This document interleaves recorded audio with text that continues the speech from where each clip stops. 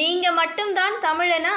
கத்தி பேசுனா ஓட்டு கிடைக்காது. சீமானின் புதிய எதிரி ராகவா லாரன்ஸ். புதிதாக கட்சி தொடங்கிய தமிழக வெற்றிக் கழக தலைவர் விஜயை நாம் தமிழர் கட்சியின் தலைமை ஒருங்கிணைப்பாளர் சீமான் கடுமையாக விமர்சித்து வரும் நிலையில், இதற்கு நடிகர் ராகவா லாரன்ஸ் கண்டனம் தெரிவித்துள்ளார்.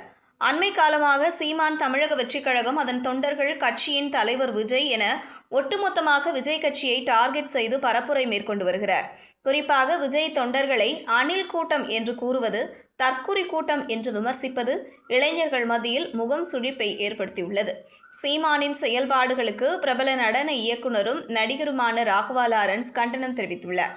நிகழ்ச்சி ஒன்றில் கலந்து கொண்டு பேசிய லாரன்ஸ், சீமானின் பேச்சுக்கள் ஏதோ அவர் மட்டும்தான் தமிழ் தாய்க்கு பிறந்தவர் போன்றும், மற்றவர்கள் அனைவரும் அமெரிக்கருக்கு பிறந்தவர் என்பது போல் பேசுகிறார். இது மிகவும் வருந்தக்கூடிய செயல்.